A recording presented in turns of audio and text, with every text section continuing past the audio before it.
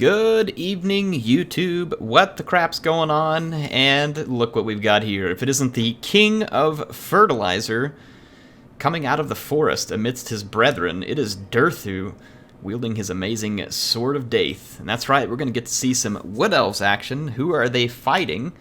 Well, they are fighting the peasants of Bretonnia. Apparently there's a little bit of a border spat here.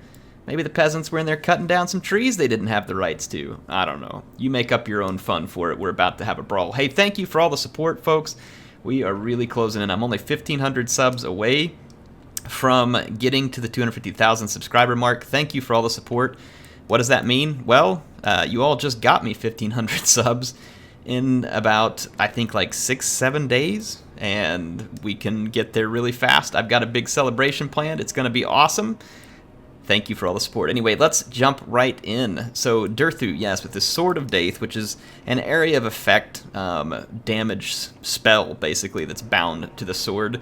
It's quite effective. You can combine it with Doom Flock. I always call it, yeah, Flock of Doom. My bad. You can always combine it with Flock of Doom. I gotta train myself out of the bad habits. And let's take a look at Durthu's army. Pretty cool build here because there are some forest spirit units supporting him. So he's got some dryads here and a treekin. Treekin add nice mass to a build of wood elves. They can help stop monsters or other things from just plowing through you and having an easier time at your archers. They're not particularly great against any of those. They do deal magic damage. I could swear that these things were armor piercing at one point in Warhammer 1. I know they're not these days, but they still dish decent amounts of damage. But they're almost more of a mass, like a block, than anything else. There's a couple of Way Watchers right up here at the front. They're going to be able to do some pretty serious damage if given the opportunity. There's a Wildwood Ranger in the middle, and then there are a couple of units, I say a couple, it looks like several units of Eternal Guard, 4 in total. So maybe I should just say 4 instead of several or a couple. And then there's a Loax Tricksters, which is a War Dancer with Azrae Spear. So pretty cool unit there to help support. So there is plenty of anti-large. And honestly, Eternal Guards are just as good at infantry as almost anything that Bretonnia is going to field, so not a bad choice. Now for Bretonnia, we do have the King Louen, and he has a couple of things at his disposal. One is the shield that he can use to parry missile attacks, and then the Sword of Couronne. So it's Lion's Shield and the Sword of Couronne, both very wise choices. Sword of Couronne is always wise. And then against a missile faction, obviously the shield is a good one. He's got 2 Royal Hippogriff Knights to help him dish out some major damage. There's some peasants up front to absorb charges, men-at-arms right behind them, a couple of Knights Errant. Here I am with my couple again. There are 4 Knights Errant, one of which is the Defenders of the Fleur-de-Lis. Anytime I say couple, just assume 4. And then he's got a Damsel Lore of Life as a support unit there. So that is the Bretonnian army. Now this Bretonnian army is going to have to do its damage with the king and with its Hippogriff Knights, and if the Wood Elves want to survive, then they have to limit the damage of the Hippogriff Knights and the king.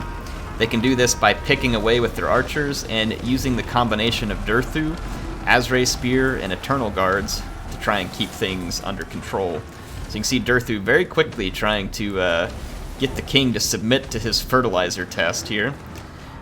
Apparently, Durthu is very curious about the nitrogen levels present in King Louen.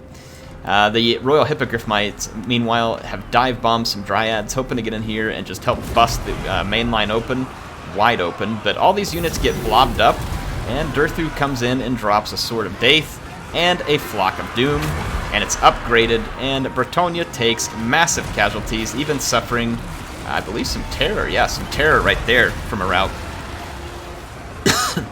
I would be pretty terrified of a big angry tree holding a mystical energy sword as well. He's kind of frightening. Sorry for the coughing there. I just about died. The Doom Flock, or Flock of Doom, got me. In any case, the Hippogriff Knights then came after the Way Watchers back here. Smart move, but there's a lot of Eternal Guard and then the Loax Tricksters around. So it's not going to be an easy gambit to get back there and take out those archers. Royal Hippogriff Knights cause tremendous damage on the charge and then suffer pretty wildly in melee against any unit that has much of any armor-piercing or anti-large capability. So Bretonnia's men-at-arms are now in the fight, and they kind of have to group up, or blob up, if you will, in order to be effective. But this is Definitely not good, because it allows the Wood Elves to leave their guards back here in the background, and then the Loex Tricksters just continue to shift around the battlefield as needed to protect against Louen and his goon squad. A little bit of outflanking maneuver over here using the peasants, and then getting the men-at-arms in from the other side. So nice maneuvering by Bretonnia there, and there is very desperate attempts here to do damage to the main body of the Wood Elves, but there's an Earthblood there from the Branch Wraith. The Sword of Coron will heavily nerf all the units in the vicinity here, but Bretonnia is still struggling to get the damage done at this point. Very nice use of his abilities by Durthu in order to cause mass damage to any Bretonnians who swoop into this area looking to try and take out key units. So I like the pick by the Wood Elf player, and like seeing the play here. You see a lot of Glady. We even see the rushes built around Mel Gibson. I mean, Mel Gibson. Orion. Just kidding, folks. Anyway, he really does look like Mel Gibson.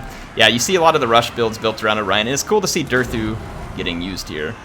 But, I mean, Louen is a tough character. He's got a mage supporting him.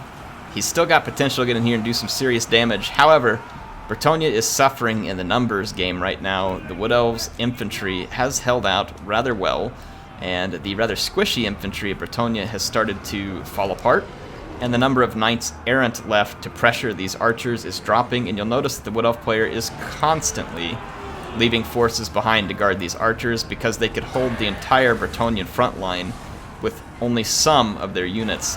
And it means that whenever Louen does bomb in to do this kind of stuff, he's paying a price for it, consistently. Same thing over here where the Treekin are able to ward off the Knights Errant. The Knights Errant won't be able to deal the damage necessary to a Treekin. They're too well armored, and just not the type of unit that a Knights Errant is good at taking out. Knights Errant would be much more well suited to cleaning up archers or low armor infantry. Now, the Wildwood Rangers here have racked up a lot of kills, mostly which are just peasants, but still, makes this a formidable unit. If they get into combat for any extended period of time without being charged by a Royal Hippogriff Knight, they can certainly cause some damage to those units. Over here you can see those Hippogriff Knights trying desperately to get rid of the Way Watchers. Way Watchers in a late game are a death sentence for any faction. But honestly, at this point, the battle is souring against Bretonnia. You can see here these Way Watchers getting in nice shots while Durthu stands his ground.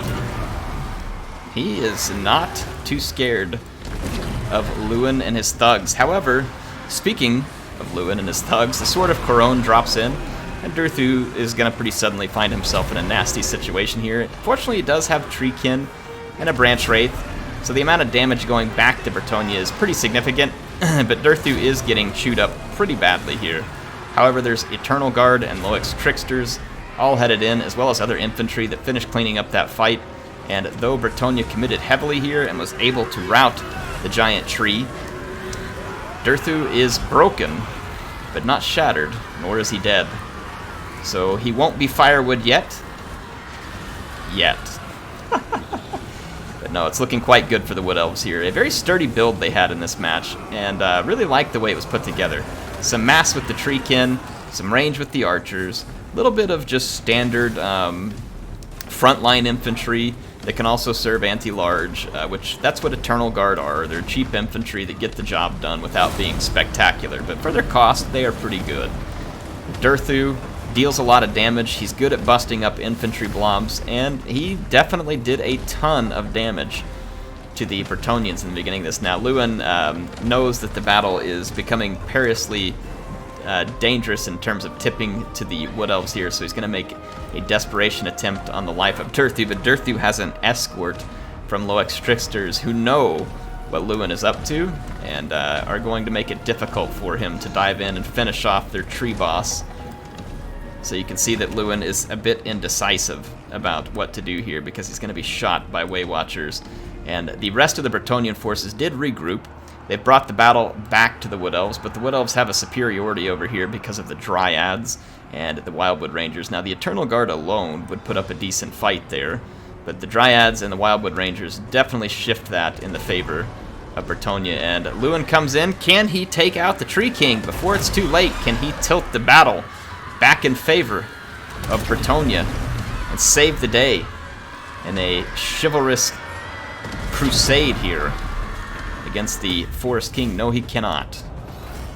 Durthu puts him to rout, and Loec's tricksters were there to help him.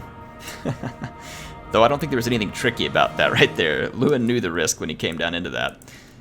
But what are you going to do? You got to try and win the battle. Now, I do believe that this is Dov play is there as the Bretonnian player, and I appreciate him submitting this. And then we've got XMT High Philip on the other side. I wanted to show this one because I think that people generally have the understanding that Wood Elves are always just a kiting range army, and everybody hates it and calls it cancer and can't stand it. And yes, they do that. That's one of the things that they're good at. And if you're good at playing that way, then the Wood Elves are a faction that you probably have a good time with. But you can see in this one, this is not some kite fest build. This is a build that is meant to do damage from range or to bring that the enemy in closer and deal blob damage with Durthu. And then again, the Treekin here providing mass. You got those two Treekin. You got a couple of Dryads. Dryads cause fear. They're relatively quick moving, and they do high damage against low armor targets. Makes a lot of sense against Bretonnia.